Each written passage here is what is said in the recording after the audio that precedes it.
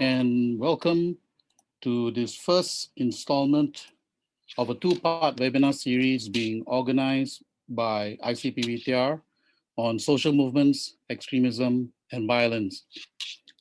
Several terrorism scholars have used social movement theory to explain extremist movements, such as, for example, Quentin Victorowitz in his well-received 2005 book, Radical Islam Rising, which was about the Al Muhajirun movement in the UK. I should say that social movement theory has been quite a significant paradigm for understanding extremist movements down the years. But what do we mean by social movements, and how can they become extremist or even violent?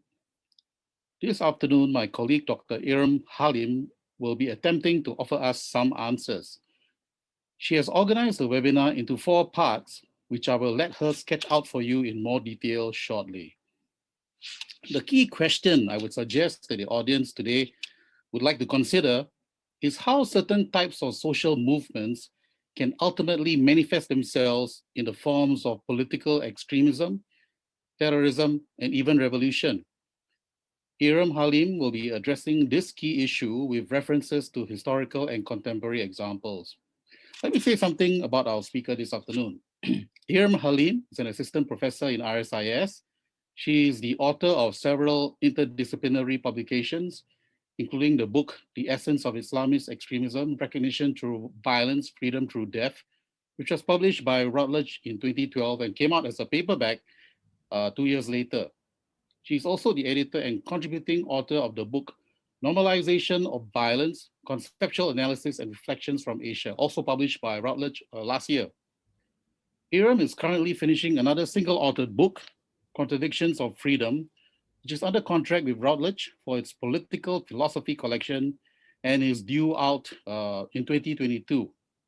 She is also the recipient of a research grant funded by US Air Force and the Asian Office of Aerospace Research and Development in Tokyo.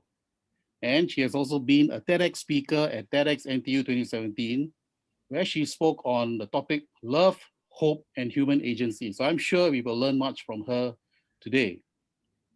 After Irm completes her presentation, I will moderate the question and answer session. As usual, please send in your questions using the chat box you will find on the right. With that, let me now pass the time to Dr. Irm Haleem. Irm, over to you. Thank you very much for that wonderful introduction, Kumar. So without further ado, let me start the presentation. So before I start, I want to make a couple of preliminary comments about social movement theory, in addition to what Kumar has already made. Social movement theory is a vast field. And social movement theorists analyze social movements in very different ways. I think this is one of the few fields in sociology that really has a diversity of interpretations and diversity of angles.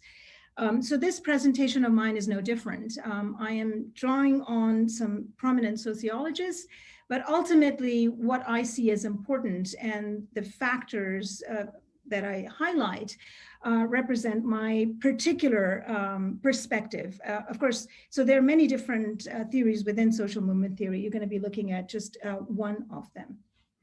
And before I start one more point I want to make, which is all the tables and illustrations in this presentation are exclusively mine and cannot be reproduced.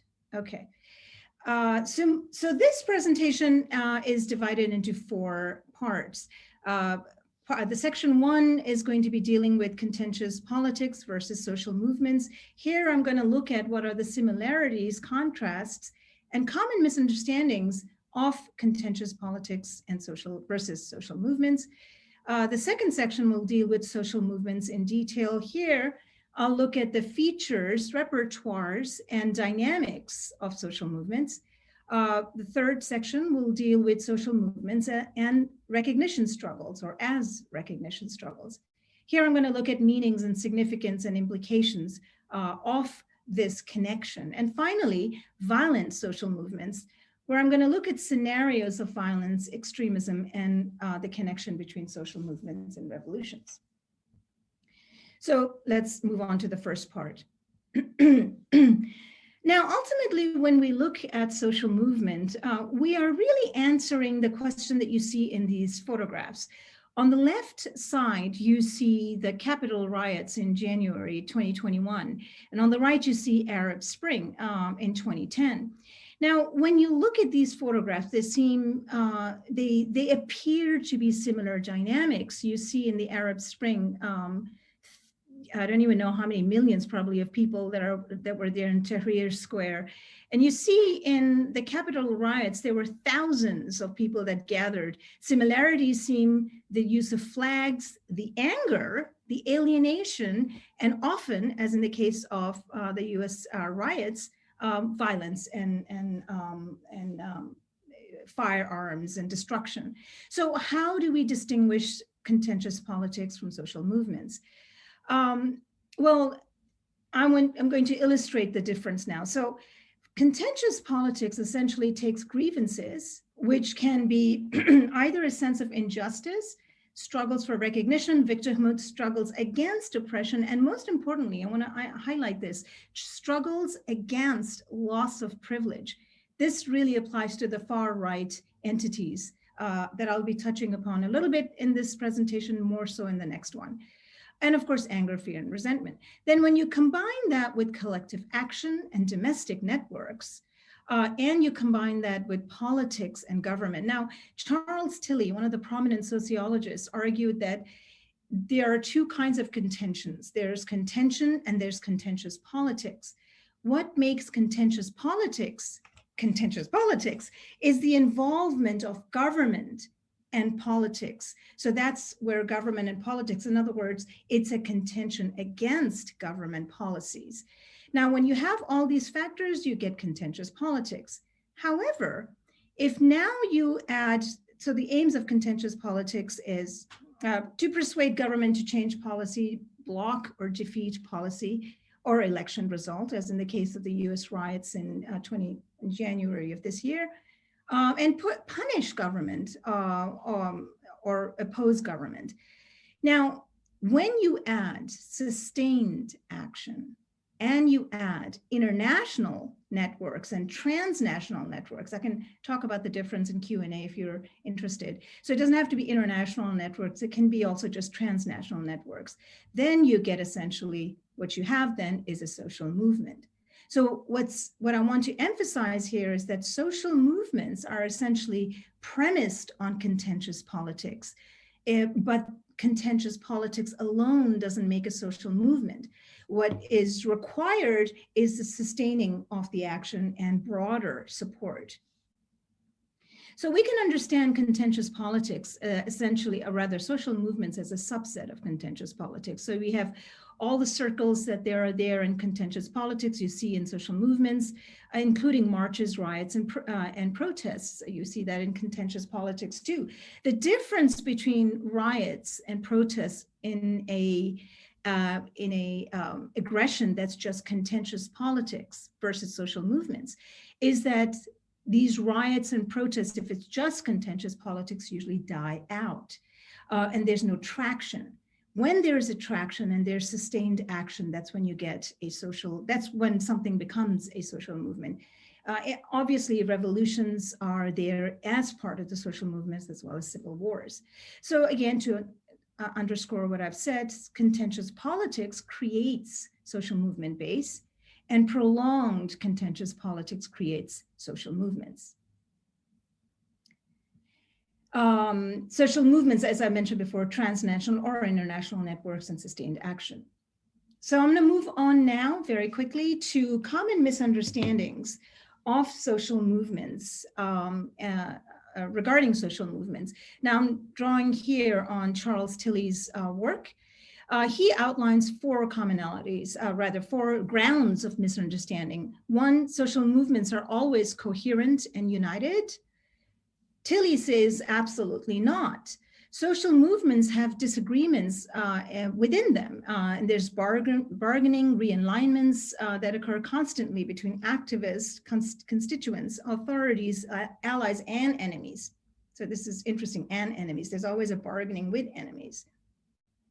Second misunderstanding is that social movements are specific to a national domestic context. No, absolutely not. Tilly says that transnational connections are critical for long-term success of social movements. Third point, social movements are created by hashtag culture. Absolutely not, says Tilly. Social movement base is created well before social media engagement. And then the last misunderstanding, that riots are indicative of a successful social movement. And Tilly says, no, riots are spontaneous, emotional, unexpected, and impulsive. I think what the example that comes to my mind is the January 2021 riots in the US Capitol. They were absolutely spontaneous, emotional, yes, impulsive, unexpected, and violent, right? Tilly argues that social movements are systemized and consolidated, so they're not spontaneous, emotional, or unexpected, for that matter. Riots can be understood as a pre-social movement contentious politics, and this reinforces what I've just said, that we can understand contentious politics as a base of social movements. So I'm going to move on now to our section on social movements. So social movements, preliminary points about social movements, can be understood as calls, or should be understood, or are understood as calls for social change. That's critical. That's common to all social movements. They are engagements in dissent by definition, and they are an illustration of contentious politics versus institutional politics. So in other words, because they're a contention, they are a challenging. Institutional politics usually means government politics and consolidated politics. So it's a contrast between the two. It's a contention. And by definition, therefore, social movements are resistance movements. I think this is a very important point. Often the literature that I've seen on resistance, books that are written on resistance, don't often make that connection. And conversely, social movement theorists often don't label social movements as resistance movements. They imply it, but they don't label it. And I think it's important to actually label it for what it is. Now, resistance can be norm eroding, or it can be norm preserving. Now, norm eroding means essentially, that refers to left-wing resistance movements. Norm eroding means you want to change and challenge the status quo. That's usually the modus operandi or the aim of left-wing resistance movements. Norm preserving, right-wing resistance movements. Now, this is interesting. Norm preserving, it's a little bit deceiving. If we look at the American far right, the white supremacists, well, I'm just going to say alt-right, which includes white nationalists, neo-Nazis, oath keepers, and the whole gang. If you look at them, they are a norm preserving entity. Now, you might ask, well, so are you saying that the United States currently supports segregation, supports institutionalized racism? No, but the norm preserving actually refers to what things used to be. In that matter, Islamic State is a norm preserving resistance. Why? Because they are calling for the return of the caliphate, the return of a romanticized idea of the past. And that's what we mean by norm preserving and norm eroding. There's also not that much discussion of these two distinctions of resistance that I've found in literature, although there are analysts who talk about it, particularly Americanist, focusing on American politics. However, and I'll mention Status Calvis later on in this presentation, he does imply norm eroding and norm preserving resistance when he talks about civil wars. So now the determinants of social movements, there are four main determinants of social movements that I've outlined here. Unity, dynamic repertoires, opportunity structures, and countering government repression. Now, I'm going to look at what these are based on and what they lead to. Now, unity leads to collective identity, leads to collective grievances, which leads to collective action. I'm going to explain that more in the next slide. Now, when we say unity, it's a sense of unity with your people. And I put that in quotes, quote unquote, your people, whoever you consider are your people. This leads to critical mass. This leads to the creation of critical mass. Now, critical mass is one of the more misunderstood concepts in social movement literature or political science literature for that matter. And it does not mean numbers only. Critical mass implies a sense of unity, a sense of solidarity, and a sense of shared identity. So when we talk about critical mass, there was critical mass for something. We're not just talking about numbers. When we're talking about a sense of solidarity, which should be threatening to any government entity if there is a critical mass against the government, because the sense of solidarity is a powerful emotion. Dynamic repertoires. Repertoires are essentially tools. They're performances that social movement activists use. If you may, there are a toolbox that are used to convey the message to the public. Dynamic repertoires are based on culturally relevant performances. So you'll see in this presentation later, one of the conservative groups in the United States, right-leaning, uses a flag as a repertoire that dates back to the American Revolution. Now, if Islamic State was to use that flag, it would have no meaning. Yet Islamic State's black flag with the reference to there's only one God is culturally relevant and it resonates. This obviously will have no meaning anywhere else. So repertoires have to be culturally relevant. Performances. This leads to narrative creation. Now, narrative creation is an interesting phenomenon. Narrative essentially is defining, or rather describing, something that happened, when it happened, your analysis of why it happened, and how, therefore, what happened justifies your action. That's essentially what narrative creation is. So dynamic repertoires ultimately lead to narrative creation, which leads to narrative acceptance and legitimization of claims. In other words, moralization of claims. Opportunity structures are based on events. So something happens, a government crackdown kills women, children, and elderly.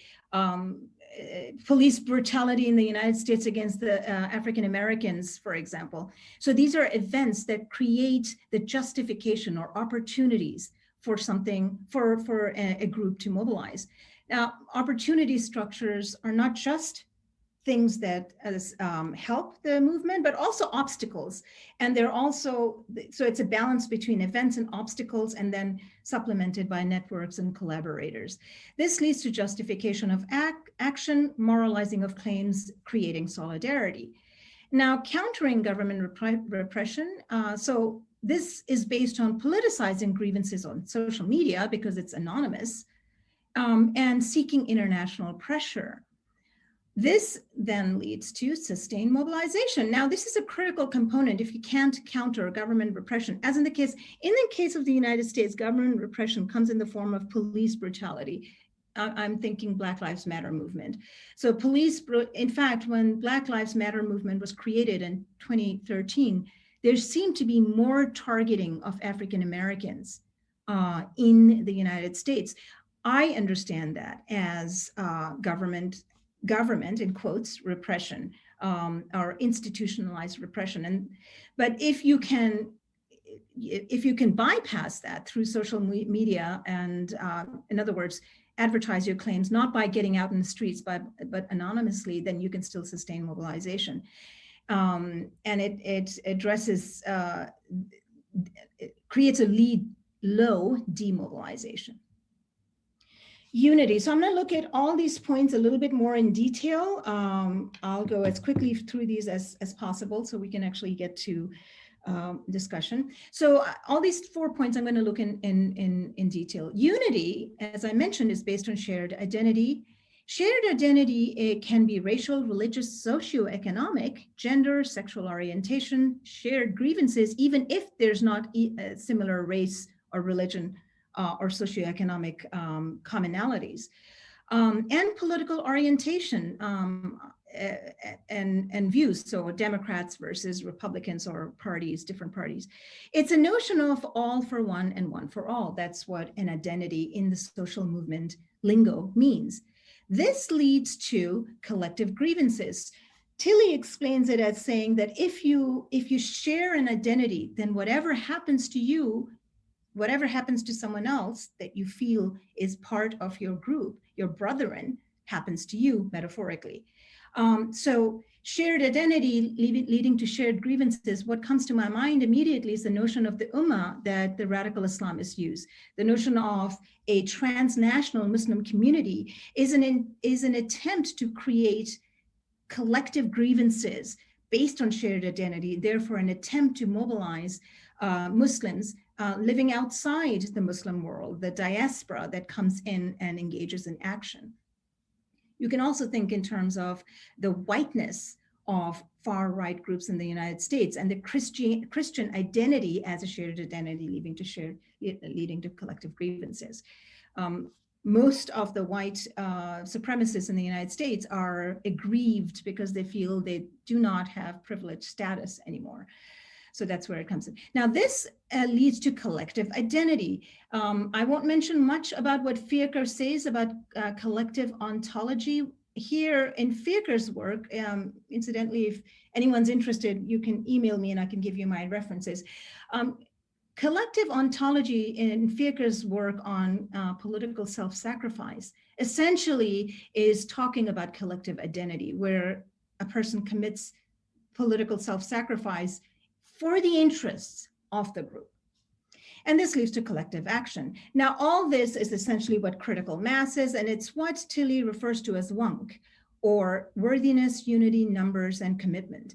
According to Tilly, and there's some disagreement in social movement theorists how important WUNC is as a determinant of successful social movement, but the prominent sociologist and social movement theorist Charles Tilly argued that it's central and critical. So the sense of worthiness, I deserve to be treated better. I'm thinking African Americans, Black Lives Matter, unity, the notion of Ummah, numbers, you know, in order to attract numbers, and commitment, so it doesn't just fizzle out. Repertoires. So again, I mentioned repertoires are becoming visible through performances, culturally relevant. Now, there are a difference between democratic context and authoritarian context. So repertoires vary, obviously, because in authoritarian contexts, you can't go out on the street and engage in civil disobedience, you're going to be arrested. So I'm going to refer to Charles Tilly, what he says about the democratic context, and Johnson on authoritarian context. Just a note, Johnson is referring to Soviet Union, former Soviet Union, and Russia in particular as an authoritarian context. Again, repertoires are marches, protests, sit-ins, demonstrations, riots, flags, scarves, the keffiyeh, the Palestinian keffiyeh that arose out of the Palestinian uprising, the Intifada in the 1990s, is now an international symbol. If you happen, and even if you're not wearing the traditional keffiyeh, the black and white with the barbed wires, I think it looks like barbed wires to me anyway, I'm pretty sure that's the significance. Even if you wear something that's black and white and it isn't really a keffiyeh, it's going to be recognized as such. That's how successful that repertoire was. Suddenly, if you're wearing something black and white that kind of looks like a keffiyeh, you have now been identified as pro-Palestinian resistance in a public space, in an airport, for example. This is a great example of a successful repertoire. T-shirts, petitions, social media hashtags, brutality is also a repertoire. I'll say more about that when I talk about Islamic State. And litigation. Black Lives Matter movement engaged in and still engages in some successful and some unsuccessful litigation as a repertoire. Authoritarian contexts have a different repertoire. They can't have the ones in democratic. So they have what Johnson says, duplicity, creativity, and triggering. Now, duplicity, he says, is essentially using benign organizations like student groups or religious institutions, existing institutions that are benign, as essentially covert contentious gatherings or contentious conversations. The government doesn't initially know that's what's happening. Creativity, using symbols for resistance, graffiti. Now, Johnson argues that graffiti, and you know, this is something we can talk about in Q&A. Graffiti comes under the category of iconography. And the beauty of iconography from just an art perspective is that it says a lot in just a few sketches. And if you're familiar with the context, it doesn't even have to have any words, you get the meaning. So Johnson says graffiti in Russia, former Soviet Union, was central. And it's also very central, was very central, and still very central in Palestinian resistance against the Israeli military action. So that's a way, it's anonymous, it's cheap, and it delivers the message. Triggering. Here he talks about how sympathy for contentious events outside of borders essentially gives rise to it gives rise to a sense of solidarity, sort of transnational solidarity. It delivers message of support for resistance. So if you can get some kind of a transnational sympathy, well, then you're succeeding in consolidating your group. Now, these are some examples of repertoires that I've looked at. Now, notice the similarity. On the left, the Antifa, you have banners, you have a flag. Black Lives Matter, well, they're burning a flag, but nonetheless, Black Lives Matter actually does have flags that say, I can breathe, as well as you can see I forget Kobe, I think his name is the athlete here that you see wearing that shirt, the guy who died, I believe, recently, plane crash. So again, T-shirts are repertoires. I can breathe became a motto that essentially refers to number of police brutality against African Americans, also with Floyd. And then you see in the Arab Spring, self-immolation as a repertoire. That, you see in the picture Mohammed Bouazizi. Mohammed Bouazizi engaged in self-immolation because the government agents roughed him up because they asked him for a bribe. He wasn't going to give a bribe, and then he was finally had enough. Economic and social repression. This was his way. This was his protest, which ended up killing him. But it catalyzed the Arab Spring. So this is become an icon. Now see on the top, Islamic State, we all know the flags, the black flag is significant, and beheadings as a repertoire, brutality. And finally, the Tea Party movement that we have at the bottom is a conservative far right-leaning movement. And Tea Party is interesting. I can talk more about it in Q&A or later in my presentation. It was created by conservatives, upper middle, predominantly white Americans, against high taxes and a number of other things I'll talk about later. But notice the rattlesnake as their flag. This is their flag, and it says, "Don't tread on me." Interestingly, this rattlesnake dates back. It's called the Gadsden flag. It dates back to the American Revolution, the struggle against the British, what was framed as the British occupation.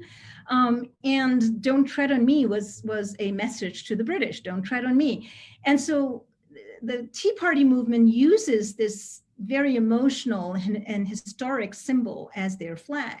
So it resonates with the American public. This is what I meant by culturally relevant symbols. And again, criticizing Obamacare as being Nazi. We can talk about that later. Opportunity structures. So this is creating a balance between positives and negatives, favorable factors and obstacles. Favorable factors are events, police brutality against African Americans, mobilize angers, and the audience creates social movement. I should mention that in 2012, when Trayvon Martin was killed by a vigilante, Zimmerman, and Zimmerman was then acquitted.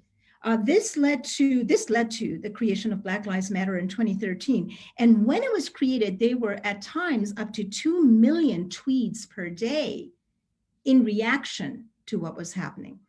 So that's how it becomes an opportunity structure, and also transnational connections. Now, obstacles are government repression, which lead to demobilization of social movements, crackdowns, arrests, but they're countered by transnational connections that reinforce favorable networks. Why? Well, transnational connections can put pressure on the government, depending on the relationship between the transnational entity and the government in question. They can support, they can give other access to repertoires that might advertise the grievance overseas. Black Lives Matter had supporters in the UK, in Spain, and a number of other countries, I think even the Middle East. Now, countering government repression, this is interesting, as I've already mentioned. You have mobilization based on shared identity, grievances, and leading to collective identity and collective action. The interesting thing about mobilization is that it leads to government awareness of dissent and mass mobilization, critical mass, which essentially leads to government counter mobilization, which leads to government repression, crackdowns, arrests, persecution, which leads to demobilization. But then enter social media and transnational networks. Now, anonymous mobilization can still take place despite crackdowns. International audience can put pressure, and transnational networks can forward the narrative in order to give rise to transnational narrative acceptance. That then gives rise to remobilization.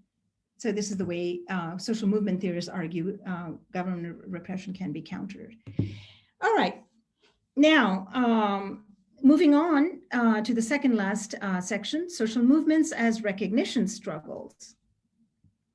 Now, I want to first mention what is meant by desire for recognition. Here, I'm drawing on Friedrich Hegel, 18th century German philosopher, known as the one who popularized this notion of struggles for recognition, Axel Honneth, and also my book, my first book, dealing with what recognition is. Now, recognition is essentially a desire to be recognized, to have your identity be recognized. Or it's also the desire for belonging. This is interesting because the two are sort of similar but different. In terms of the recognition of identity, it either desires to be seen, that is it, meaning a group of people, either desire in their struggle for recognition, they either desire to be seen as different but equal, or different but superior. Now, different but equal, Black Lives Matter, different but superior, the white supremacist groups in the United States. Now, when we look at desire for belonging, this essentially is based on this notion. I really like this notion. It's actually the title of Axel Honneth's book. It's called The I in We. So in other words, I think it's a very critical notion that's under-examined in scholarly works. The I in we, in other words, how an individual comes to see themselves in the group. Now, again, what comes to my mind is the notion, the effective use of the notion of the Ummah with radical Islamists, the effective use of the notion of this notion of sovereign American citizenship, what far-right Americans argue, which is essentially you have to be white and you have to be Christian. So, and there are so many other examples. The I and we can also be used to understand the umbrella movement in Hong Kong. So now looking at this, if you're looking at desire for recognition that leads to the desire to be seen as different but equal, you are looking at inclusionary movements based on desire for equality, justice, human rights. If you're looking at the other, you're looking at exclusionary movements that are looking for the legitimization of inequality, hierarchy, and superiority. And this, the last category is essentially explains the dynamics of critical mass foundations, how a group feels unified with each other. Now, how do recognition struggles lead to social movements? Well, as I've already mentioned, recognition struggles are struggles for justice, rights, maintenance of rights. This is where white supremacists come in. Struggle for inclusion or struggle for supremacy. And social movements can be seen as the process of recognition struggles.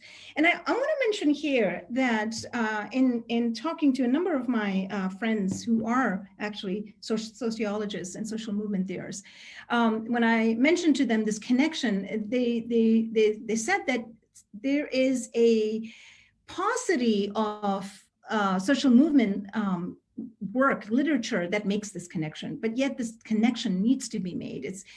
I think we tend to work in our silos and we forget that the notions are connected, but recognition struggles are usually political philosophy or philosophy and social movements or sociology. But here's my contribution. I think that these two are inevitably linked. We can see social movements as a process of recognition struggles, fostering unity, fostering collective action, balancing government repression and so on and so forth.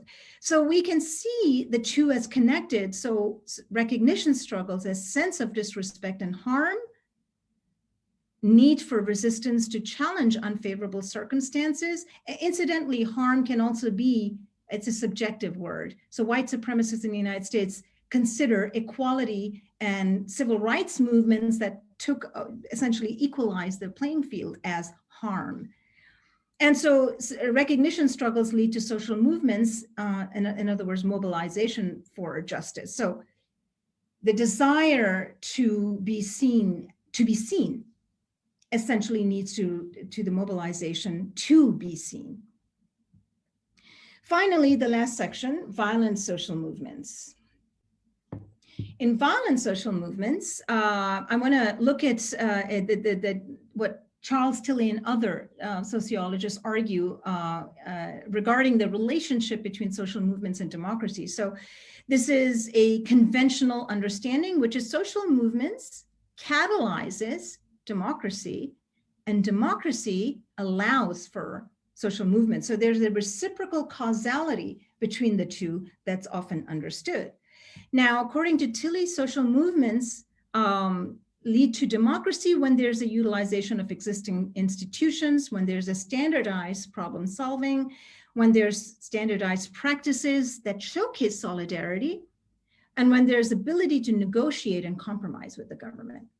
And he argues that democracy leads to social movements when open relations exist between state and civil society, legal rights for collective action, dissent, civil disobedience, equal rights for all, at least legally, hence the Black Lives Matter, can litigate offenses, legal frameworks that allow for policy change, and legal protection for all.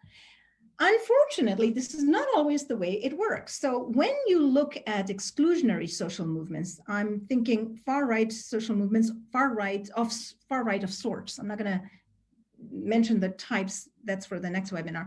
Now, that far-right social movements do not catalyze democracy or reinforce democracy. They lead to persistent violence, targeted violence, hate crimes, domestic terrorism. And that can lead to illiberal democracy, undemocratic system if the government capitulates. Now, for example, if President Trump had continued to be the president, I wonder to what extent American democracy would have survived. And this can lead to revolutions. And for the rest of the presentation, then I'm going to focus on these two, persistent violence and revolutions. So in this section, the last parts now, I'm going to look at four things: 2 scenarios of violence, relationship of repertoires to violence, revolution and social movements, and real quick, I'll share a table that I created if there's time. All right, 2 scenarios of violence. Now, social movements, social movement mobilization gives rise to counter mobilization on the part of the government, and that in the form of police or military crackdowns, and this leads to the suppression of social movements. Now, the counter-violent reaction to government crackdowns is what status Calvis refers to as unintentional violence or accidental violence. So this is one scenario. So in other words, in this scenario, again, Black Lives Matter comes to my mind. The charter of Black Lives Matter was not violent. Now, just a side note, Black Lives Matter can be understood, for those of you that are interested in American politics, can be understood as part of or a manifestation of civil rights movement that started in the 1950s and became popular in the 1960s.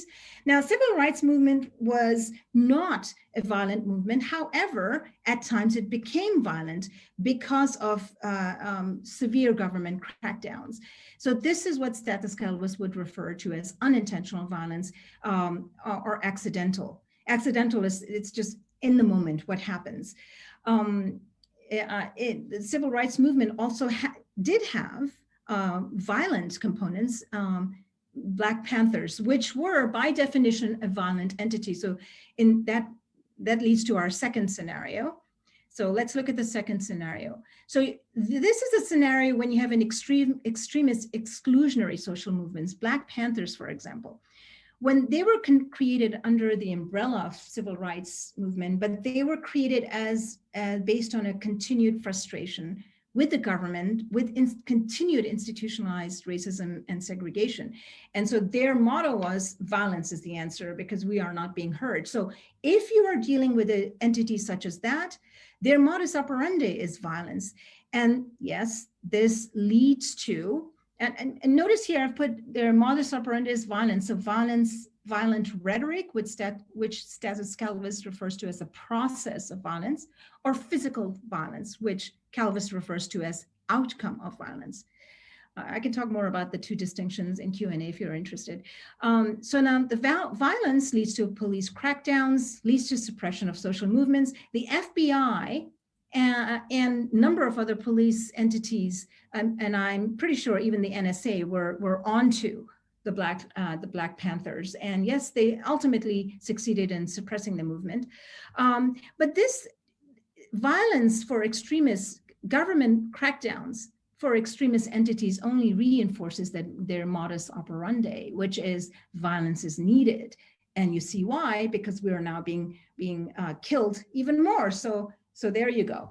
And this is what's called intentional violence in status Calvis's analysis of civil wars. All right, relationship of repertoires to violence. Now, this is one of the few slides before I finish. So let's imagine here, relationship of repertoires to violence, essentially why repertoires turn violent. To summarize, it's when repertoires have not been effective and then the resort to violence becomes considered. So inadequate traction for social movement leads to shaming of other repertoires and shaming of other repertoires of other groups is what I meant here. Now this is interesting because you can see this in the Antifa shaming neo-Nazis and neo-Nazis shaming Antifa. Of course, one is far left, one is far right. So, you know, in order to gain traction, you sort of, you moralize yourself in contrast to the other immoral entity. Now, inadequate traction can also lead to extreme repertoires, violence, rioting, terrorism.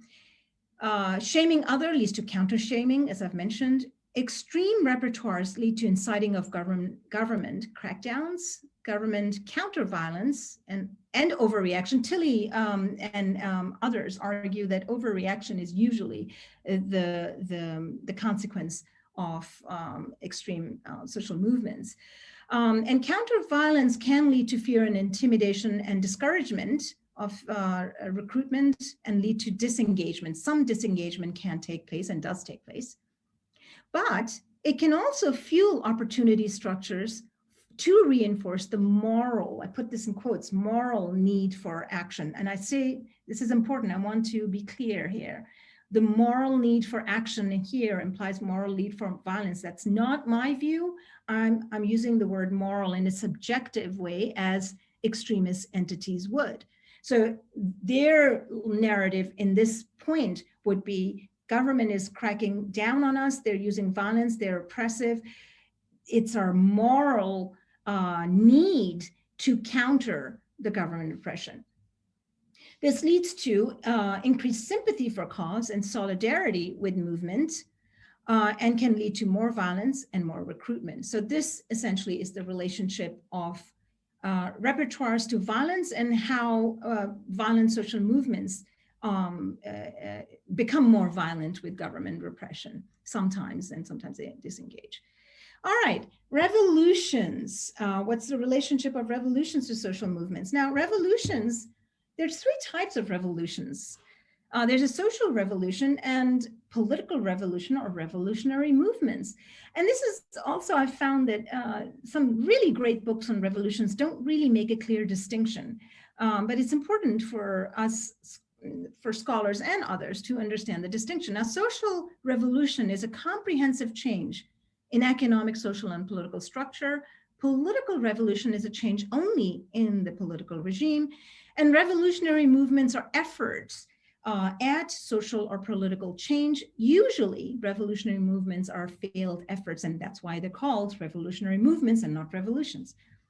Now, just examples: French Revolution, Russian, Iranian in the social revolution, political revolution, Tunisian revolution. Tunisia succeeded in a regime change, but there wasn't nothing really else that changed. I'm putting revolutionary movements, Arab Spring and Syria in particular, as failed attempts, because in Syria, the severe government repression of Assad's government essentially has more or less killed Arab Spring, although the struggle still continues. So I don't know. I've seen literature that refers to the Arab Spring as having died in Syria. I think it's more that it's become more underground and still simmering. I don't think it's died.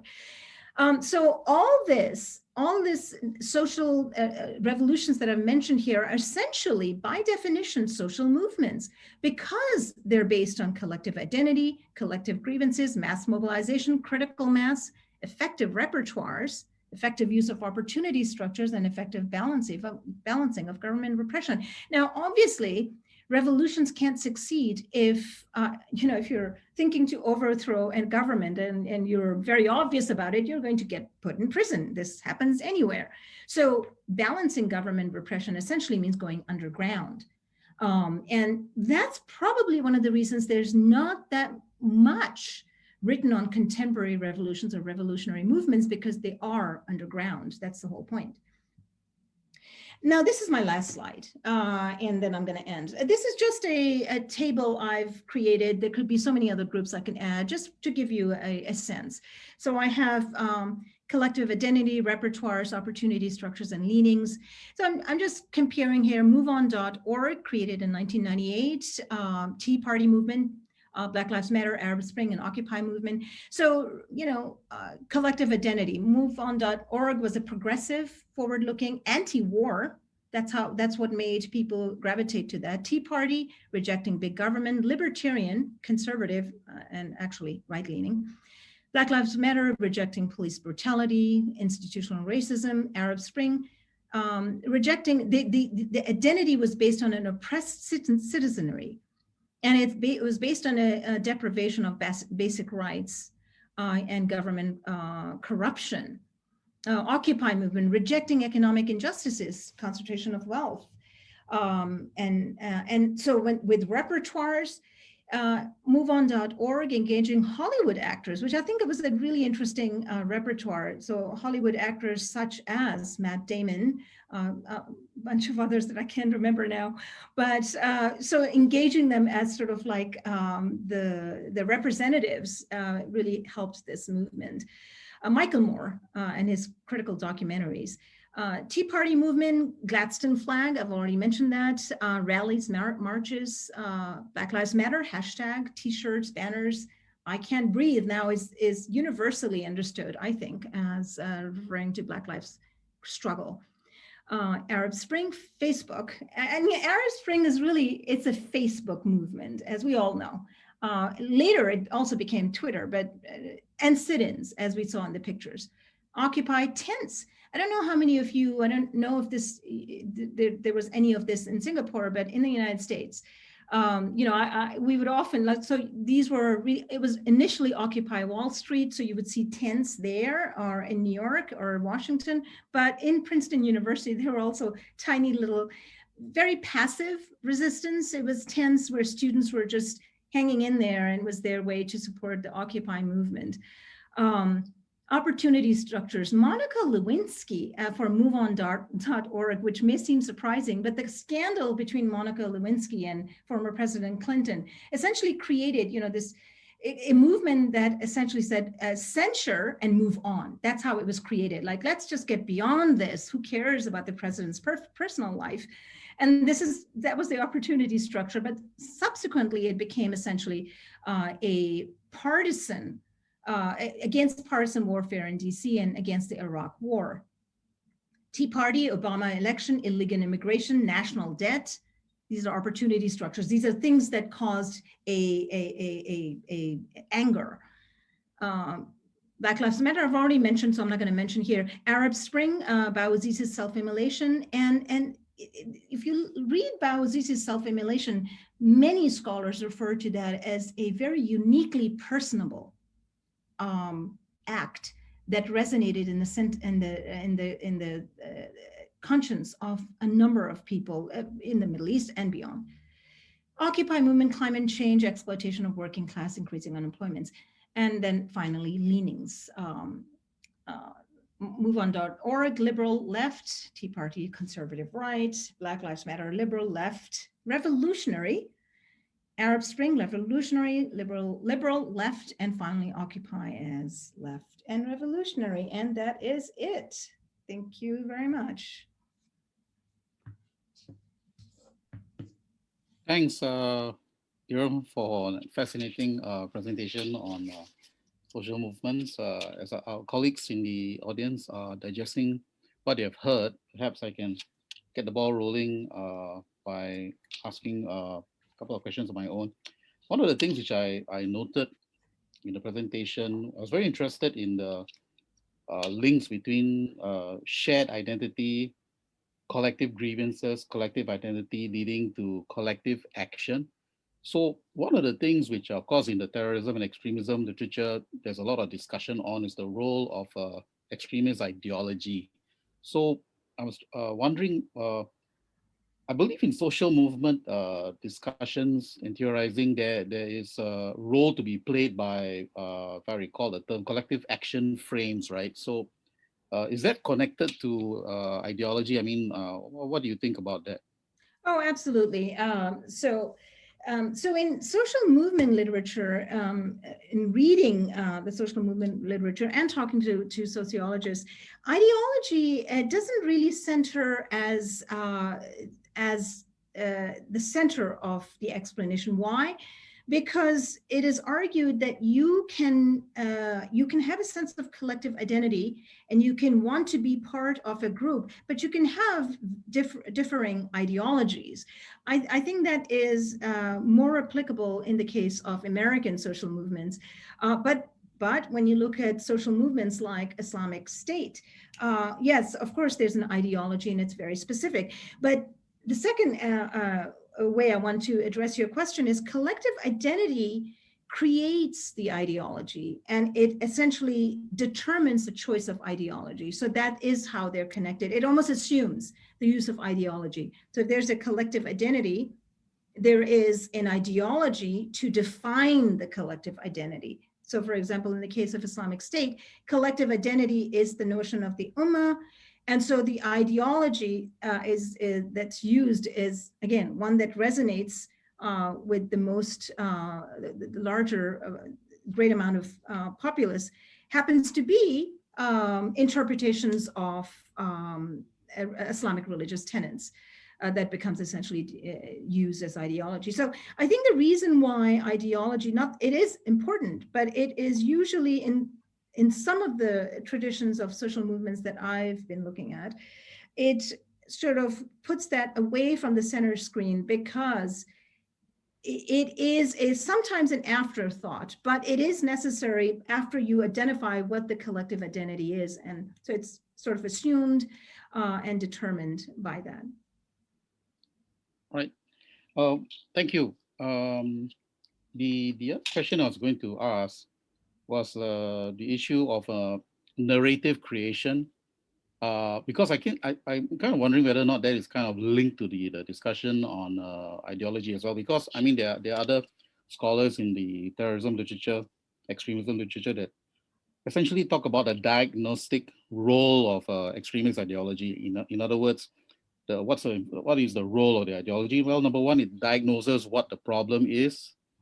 For example, you need to use, for example, Islamic State. Well, we are not living in an Islamic state. That's a problem, right? Number two, the the ideology tells you who is responsible for this situation, and it can be like, the near enemy or the far enemy, or a combination of the near enemy and the far enemy, right? And finally, the ideology, very important role of the ideology is to justify the use of force, the use of violence to sort of rectify the situation. So, I mean, I guess my question is, I mean, we kind of know that is the role of extremist ideology. So what is the value add, in other words, of having a social movement framework? I mean, what else does it add to the discussion in your view?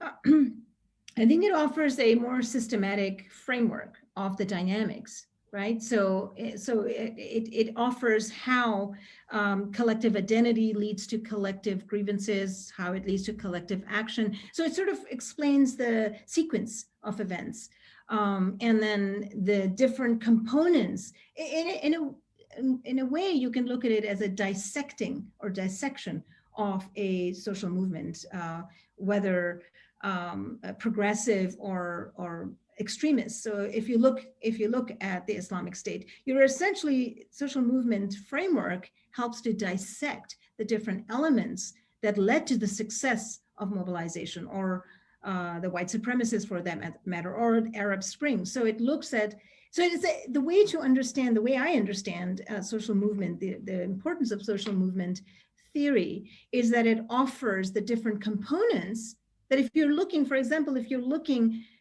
want to examine a group and you want to examine the success, then it offers you a formula or a sort of framework to look for as you're doing research, and to therefore understand the dynamics.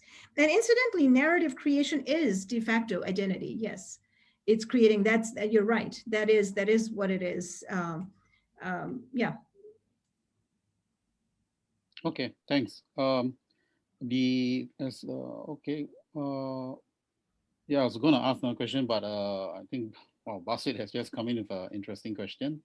Okay, I'll just read. After 9/11, several Islamist movements which emerged as social movements and use contentious politics as their preferred MO have been suppressed by some states under the counterterrorism laws. So by extension, given the post-9/11 environment, these social movements, by which it means religious groups, have also been categorized as violent extremists or terrorists. I mean, in other words, it's asking you, should these groups be characterized as extremists or terrorists?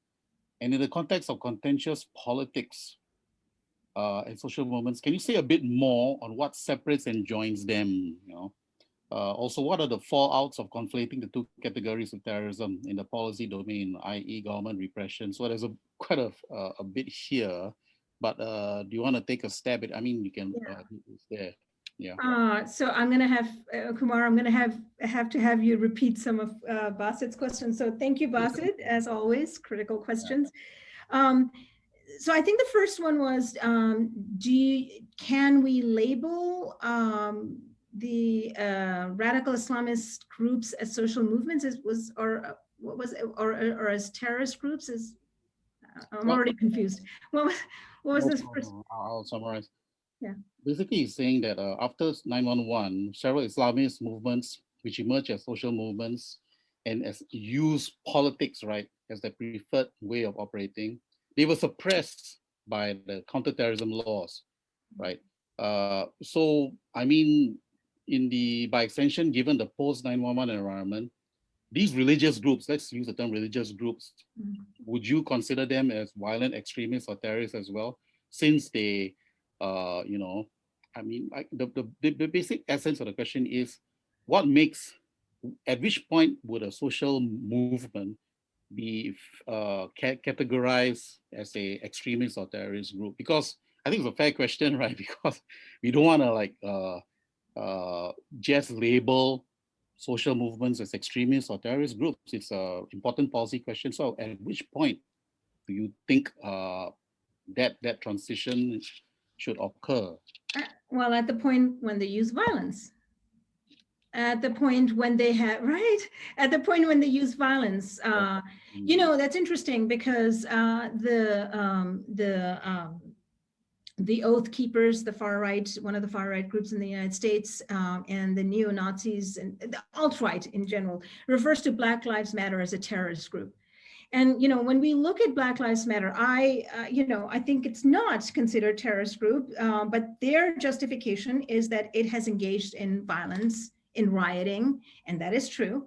I think the point at which a group becomes extremist, violent extremist group is when, so in Black Lives Matter, you have splinter individuals engaging in violence and riots. So yes, they have become extremist, but it doesn't catch on to the rest of the group. That's not the modus operandi of Black Lives Matter, although there have been violent riots. So I think the distinction becomes, does the group support and condone violence? And does it therefore become a modus operandi of the larger group?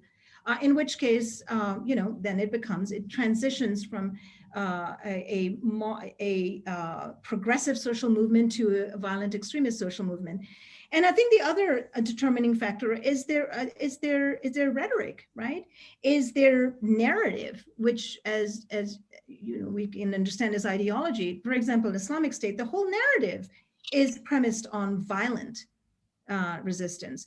Black Panthers in the United States, the whole narrative, there was no passivity implied. There was no compromise implied. It was a terrorist group. It was part of the domestic terrorist group. I mean, its rhetoric was that we need justice and we're going to use violence to get justice. So I think that's another very easy way to determine which group is violent extremists. What are they actually saying in describing themselves? Is violence part of the repertoires? And second, even if it's not, once they start engaging in violence consistently, well, then it transitions into a violent group. So yes, I mean, those, but you know, if Bassett's question is about Islamic revivalist groups, then no, as long as they're not engaging in violence, they are a resistance group, but they are not, they can't be considered violent extremists. I don't know what the other part of the question was for Bassett. I think essentially you got it. But one of the things which I wanted to pick up, which is actually quite relevant in it's part of the policy discussion now, even involving even the social media firms, is, you know, I mean, you know, some of these groups, or let's use the term social movements, right? They are resistance movements. Yes, that's fine. That makes sense. Some of them are quite clearly violent, right? I mean, as you pointed out, in their narrative strategies, in their online rhetoric, they do quite clearly incite violence, right? But part of the challenge right now is, you know, people talk about non-violent extremism, right? Where, you know, it's not so much that the social movement in their online rhetoric or in their publications, it's not so much that they, you know, call for outright violence, but they certainly create in their writings, in the memes, a climate of intolerance. It's not violent. It's just like, you know, don't mix with the out group, right? Don't interact with them. It's not inciting violence, right? You know, it's just promoting but this. it's exclusionary narratives. See, I think that's an interesting question. That's really an interesting question. If a group, let's say again, Black Lives Matter, let's say the narrative becomes popularized as popularized as don't engage with white Americans or don't engage with non-African Americans, then that becomes an exclusionary groups, and by definition hostile, right? Because not all white Americans are anti-Black, certainly. There are, one of the success of Black Lives Matter movement is that they have a lot of African Americans as supporters. As I mentioned, it was also, they have some support, they had some support in the UK, in Spain. So, I mean, I think if a narrative becomes exclusionary, then yes, exclusionary, there's a fine line between exclusionary and extremism, right? If exclusionary doesn't have to advocate violence, but excluding a group is certainly not about compromise, and it's not about inclusion. It's already sort of declaring its narrative as hostile.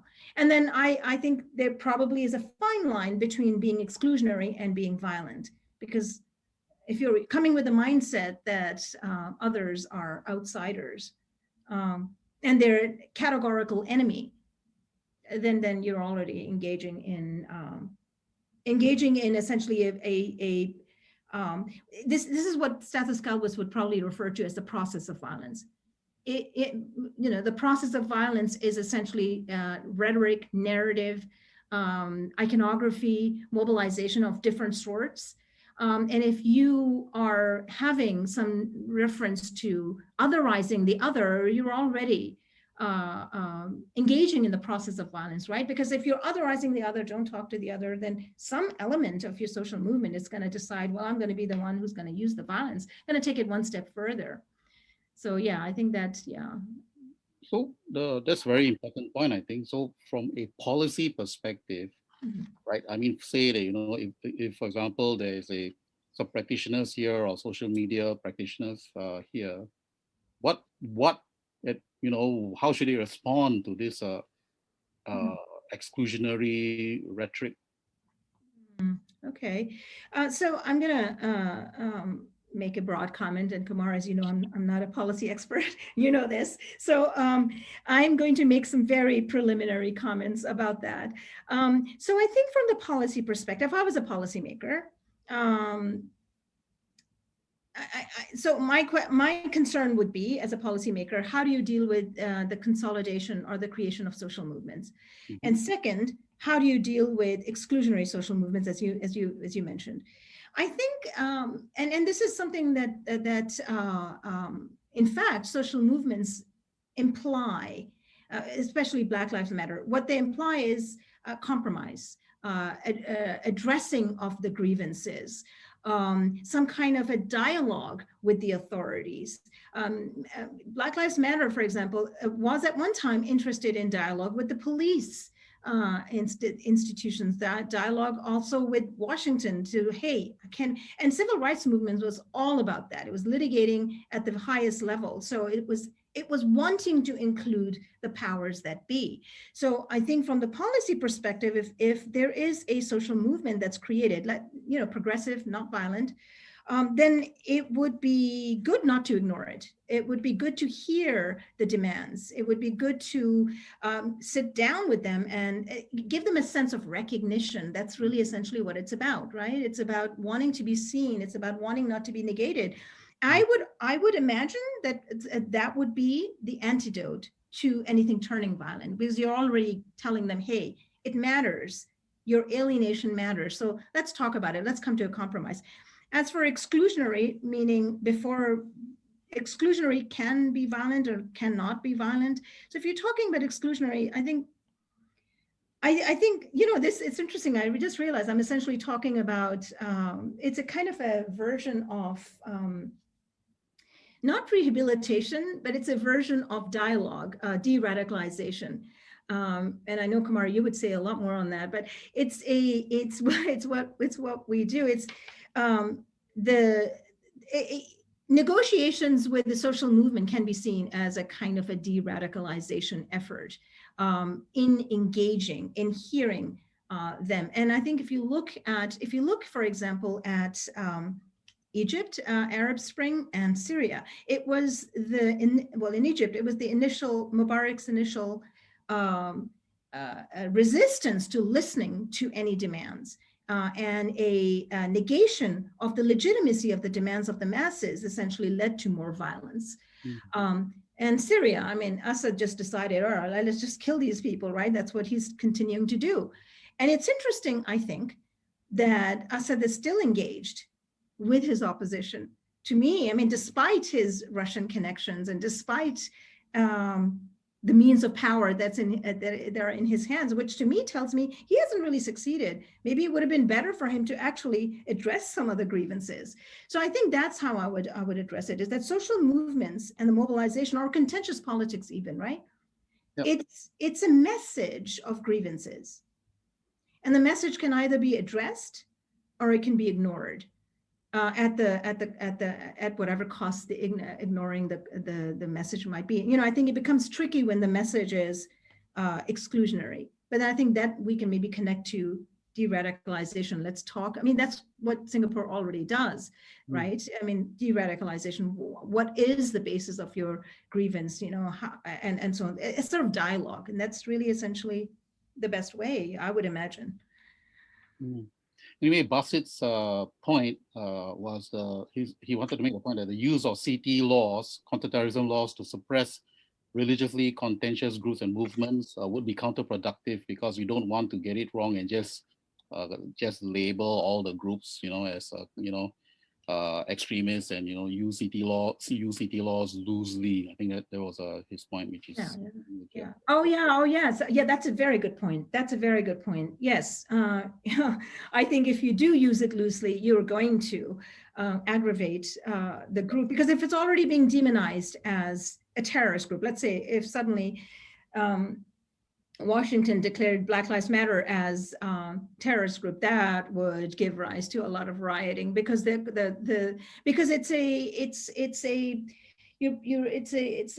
a mind game, right? I mean, the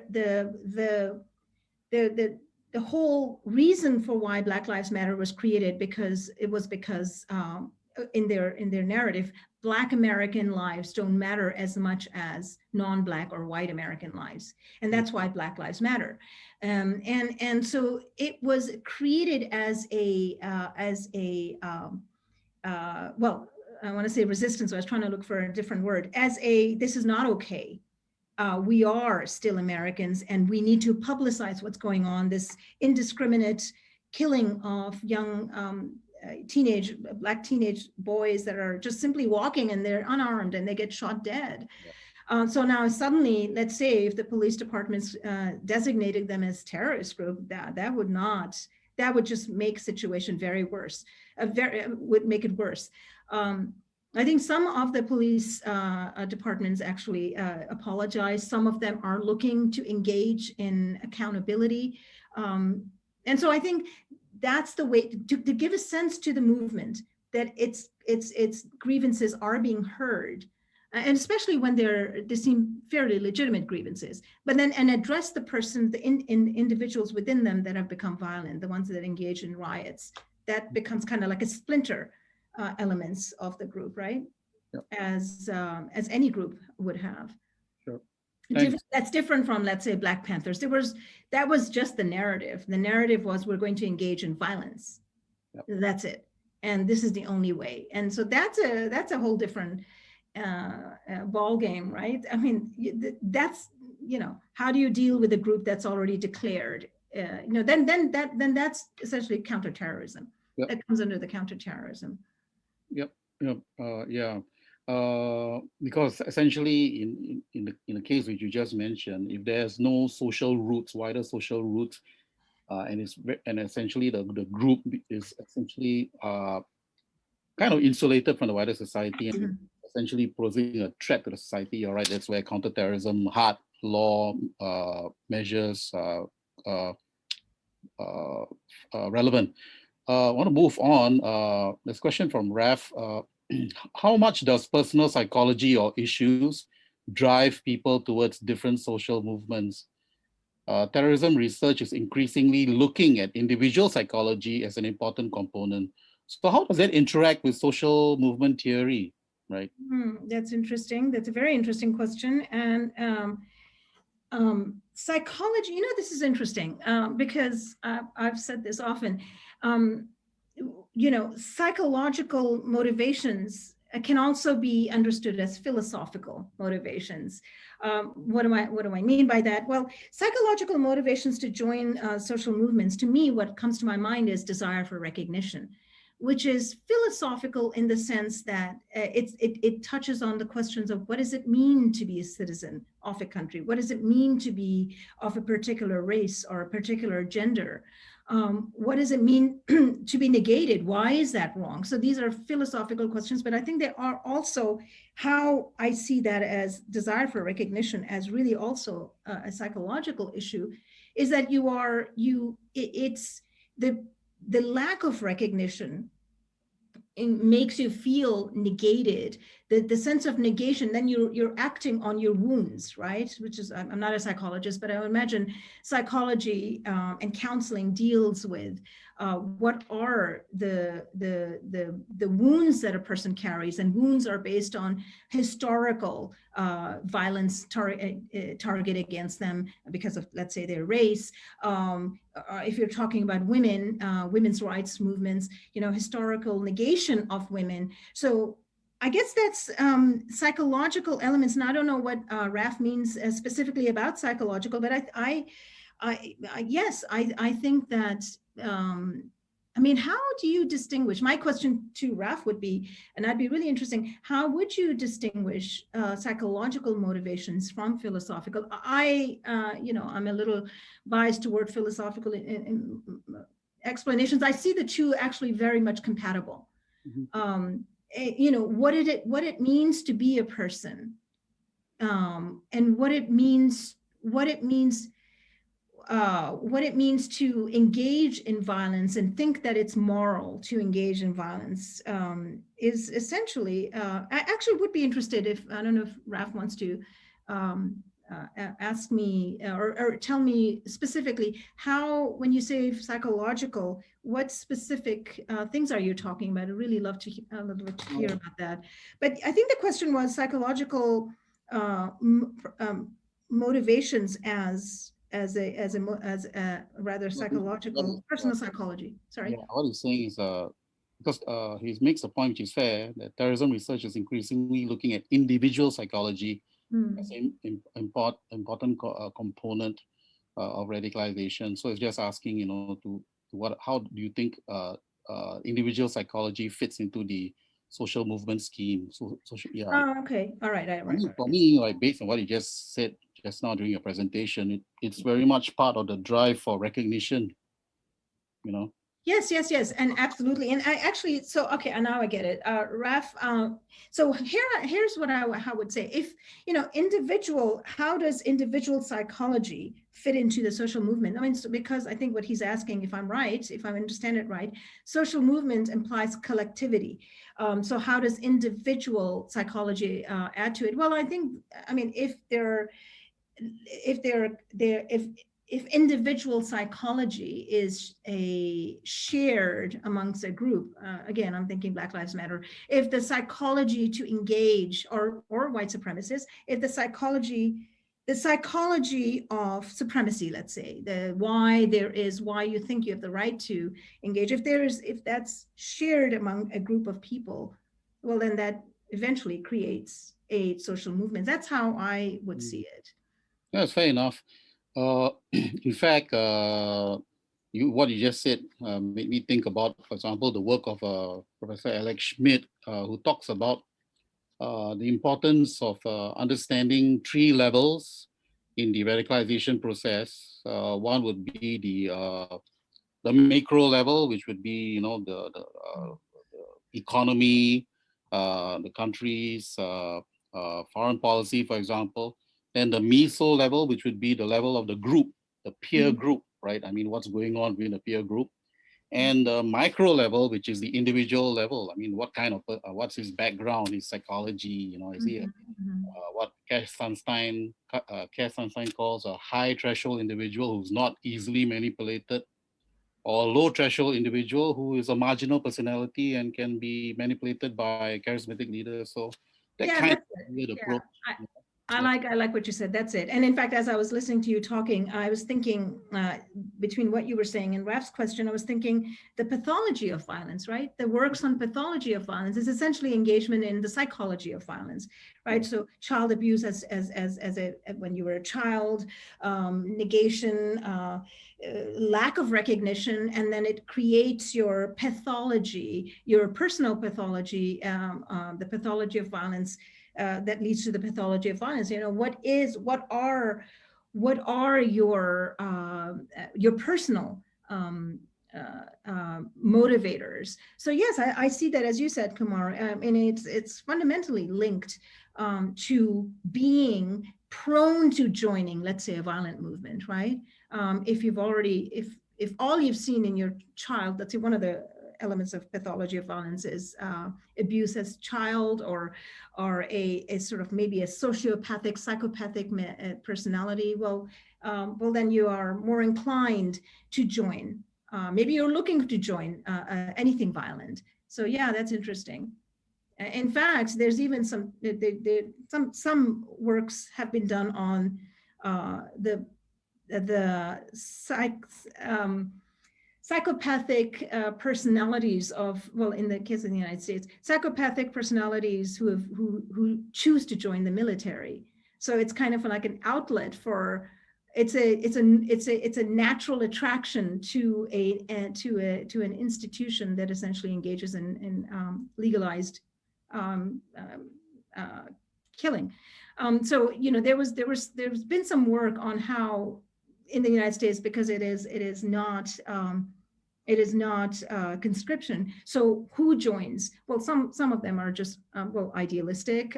Some actually are joining because they think it's the right thing to do, and some because they're just psychopathic anyway. They're prone to violence, and what better way not to go to jail is to just join you. And these are the individuals who, when they went to Afghanistan or Iraq, are the ones who engaged in extreme brutality against the civilians. It is one of the connections that was made. So yeah, I think that's how psychology does come into it, and the same thing with social movements. Well, of course, individual pathology could be one factor in this transition to eventual violence. The other literature, which of course from the social psychological literature, talks about the power of the situation where essentially relatively ordinary people, they are not psychopaths, but they are relatively ordinary, but they are working under the constraints of a very difficult situation.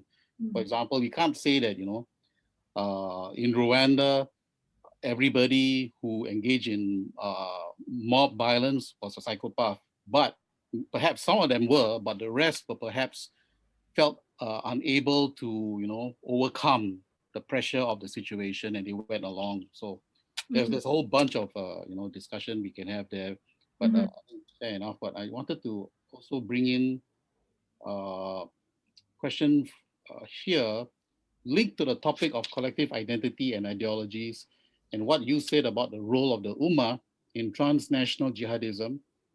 How do you see the trajectory or pathways from nationally oriented Islamist social movements to Ummah-oriented Islamism social movements? So, in other words, how do you get from the national to the transnational? Again, you made this very important point, I thought, about Charles Tilly's point that, in order to be successful, social movements must have that transnational element. So perhaps you could expand on that. So how does nationally oriented Islamist movements turn into transnational Islamism? I mean, to what I've always felt is that that's a kind of an easy transition, because most of the transnational Islamist extremist groups harp on the notion of the Ummah. And if you're already, and I think Al Qaeda and Islamic State, but Al Qaeda especially, that's why you had the the Arab Afghans in Afghanistan. I mean, that was a new phenomenon back then, right? These are Arabs that are not really related to Afghanistan or engaging with the Afghan Mujahideens against the Soviets. So I think the effective use of the notion of the Ummah that makes the audience feel that just because you're an Arab or just because you're a European Muslim or American Muslim doesn't mean you're not related to what's going on here, doesn't mean you're not impacted by the collective negation. And so this notion of the Ummah that sustains the transnational groups essentially is a Muslim notion, right? So it's easy to, I mean, it's not an extremist notion, but it's a Muslim notion of the Ummah. And so it's an easy transition for the domestic oriented groups to therefore sympathize with transnational groups based on a legitimate narrative that they understand and that they're familiar with. So, in other words, the pan-Islamist narrative already exists, right? Yeah, so, that's based on the notion of the Ummah. Right. The notion of the Ummah is just a notion of the Islamic community. It's a notion of means mother, Ummah, the notion of the Ummah. So it's a notion of a collective transnational identity. It doesn't imply violence, but it has been used very effectively by extremist groups, right? To say, because of this, that means one for all and all for one. So because we're using violence, you ought to as well, if you are truly committed to your identity and you're truly part of the Ummah. And I think that's, I'd love to hear what other researchers on this would say, but I think that Al-Qaeda and Islamic State and in fact other entities have used that very effectively to mobilize transnationally. So the question of how does nationally oriented go to transnational, I think I know what the question is really asking is that what if the concern really is just, let's say, Indonesia?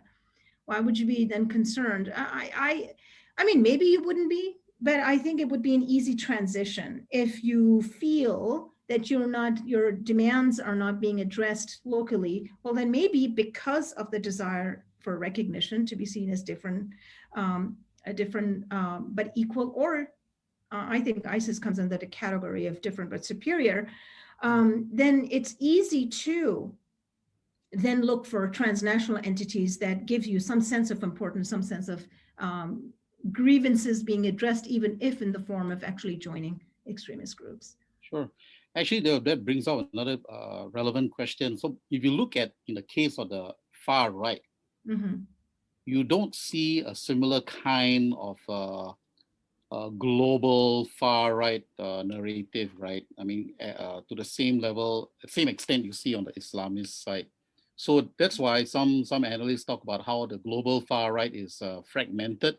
That although transnational links are emerging, right? So the really important and significant question here would be: do you see employing the social movement paradigm some evidence that the global far right is coalescing around a common grand meta narrative? What do you think based on your research? Yeah, I mean, so the white supremacist groups broadly, the ones in the United States, the ones in the UK, in Germany, and you name it, there is a grand narrative, and it's white power. So and then added to that the imperative of Christianity, and then the narratives added to that, how Jews are the enemies, how Muslims are the enemy, anyone else is the enemy, right? So from what I've seen, that's why some of the a lot of them, the neo-Nazi groups in the United States have connections with ones in UK, in Germany, in Austria. It is a transnational movement based on the narrative of white power. It's a similar notion to the notion of Ummah, right? So the white power is the unifying identity. The fact that it says white power, not just white, implies that it is talking about supremacy. right? White power. White power implies in the narrative, of course, that, all means to the end. That's a very, very interesting point. I guess you will bring this up in your second part, right, of your series, The where far right and far left, yes, more in details of the similarities and yeah, differences. Yeah. so perhaps we'll keep the deeper discussion for that webinar. There's an interesting question here. It seems like the issues, be they riots or peaceful social movements, fundamentally stems from a lack of justice, ensuring that every human being is given opportunities for basic human dignity and well-being. So the question is, how can individuals, communities, and institutions start to cultivate this sense of sound justice so as to eliminate prejudices, exclusions, etc., to see the interconnectedness of humankind and to validate the nobility and value of every human being? So it's in a way, it's a policy question. It's like, so what? What are we going to do about this, right? I mean, how can we also cultivate humility to listen to one another so that we can create more just systems and approaches? And what is the role of media and education in this aspect? So Yeah. ultimately, Okay. using the social movement paradigm, Mm. how would you share some thoughts on this? How to sort of like deal with the issue? Because ultimately, it's about a struggle for recognition, right? Mhm. That is, it seems to be at the core of the whole social movement Mhm. approach. Mhm. So what do you think? I mean, Yeah. So yeah. So the commentator is right. I mean, social movements can be boiled down to um, as indicative of lack of justice, a sense of lack of justice. Yes, because they're essentially movements of dissent. They're resistance movements. So the question is, how how do you address that, right? That's a question. I'm assuming the question is, how do you address it to make sure that movements are not created? So how do you address the question before there's mobilization for dissent? Yes, that. how can we cultivate the humility to listen to one another so that we create Yeah. more just systems and approaches? So I think as you sort of answered the question, Kumar. I mean, education, absolutely. Just to give an example, in some schools in the United States, the history of the Black slavery and the plight of the Black Americans in some schools is actually now there's a call to have that eliminated, and to have the critical race theory to be eliminated from the curriculum. Now, that's an example of how education can promote lack of sensitivity, or promote sensitivity or lack of sensitivity, right? So if you have that, if education includes the grievances to make the audiences understand the genealogy of these movements, then maybe there could be larger sympathies, as opposed to looking at movements such as Black Lives Matter as a necessarily terrorist entity, when really it's talking about injustice, even though, as I mentioned, there are some extreme elements within that. So yes, Kumar, as you mentioned, education is a big part, right? Education doesn't just imply histories of minorities, but also the imperative of um, cohabitation, the imperative of coexistence. So yeah, and equitable policies. I mean, that's one of the that's how I mean. Social movements are always talking about something that they're aggrieved. These individuals that come to make come to take part in contentious politics are aggrieved individuals. If it becomes a larger group and becomes a consolidated social movements, then I think that's a flag to the policymakers that, all right, either we address the grievances, or we just crack down. And I mean, cracking down usually won't be without addressing any grievances. I mean, I suppose warnings can be given. Obviously, when you use violence, you should expect to be arrested. But the question then is that just a sporadic violence? Is there going to be more? Is there a mobilization for revolution? So I would imagine the best way for policymakers is to just address the grievances, to make sure that the mobilization is essentially stopped in its tracks. Because if the grievances are addressed, well, then the movement tapers out. Mm. Let's say that suddenly there's no police brutality, or really very little. Isn't You don't hear of cases every other day against Black Americans. Well, then I think eventually it would taper out. Obviously, I mean, then maybe it would still remain a little bit, just to remind everyone where you know where we've been.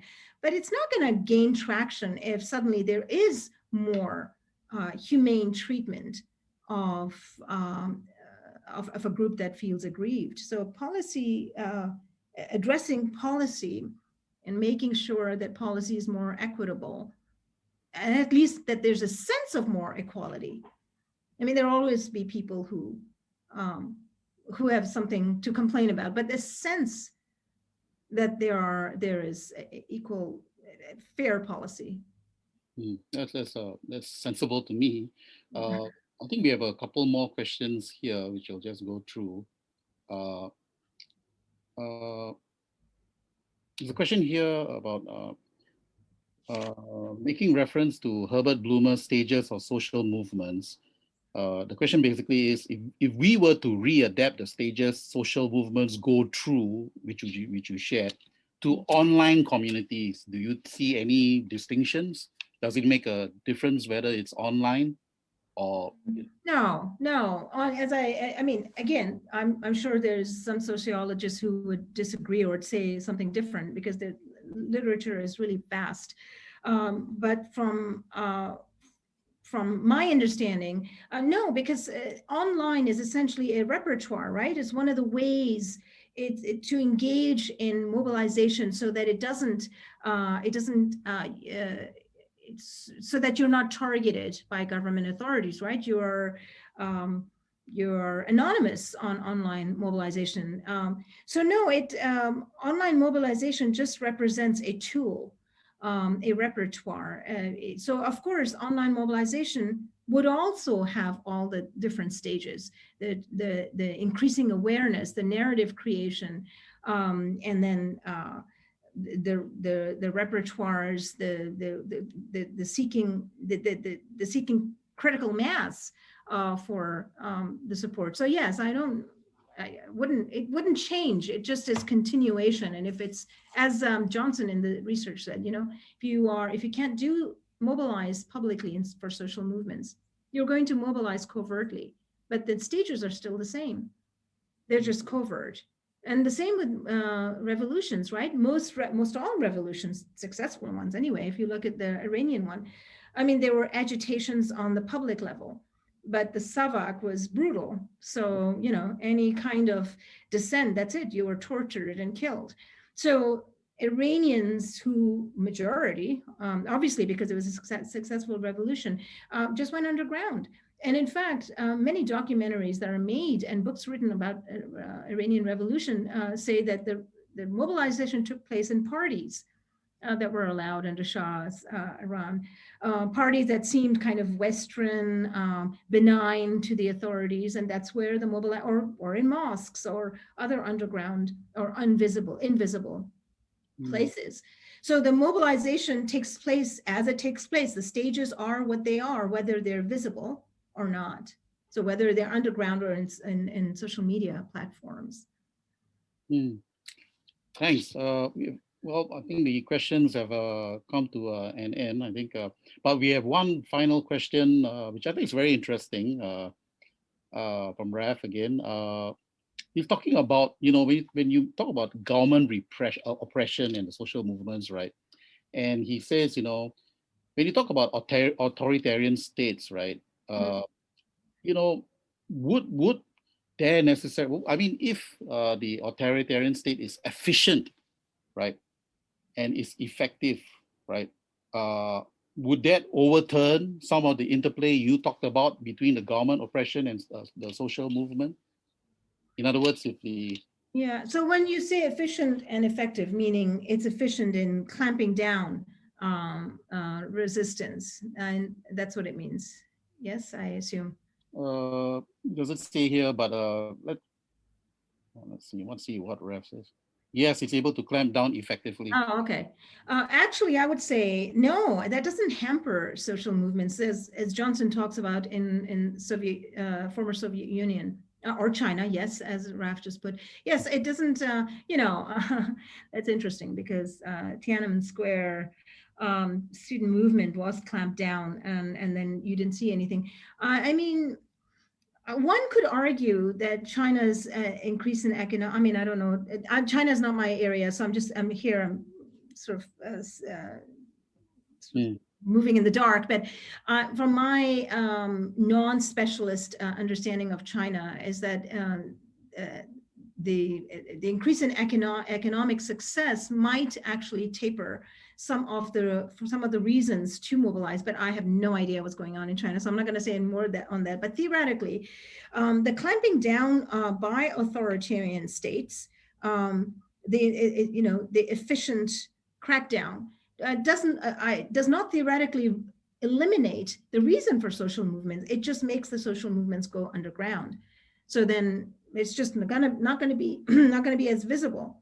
I mean, I think the French and the Russian revolutions are a great example of that. They were successful revolutions. They started off as contention underground that mobilized and consolidated enough to make a social movement and enough to create a successful revolution. So to me, I think, and particularly when we look at Russian and the French revolutions and the Iranian revolution, it tells us that, I mean, and Shah of Iran's Savak was very brutal. And yes, it clamped down anything that it saw.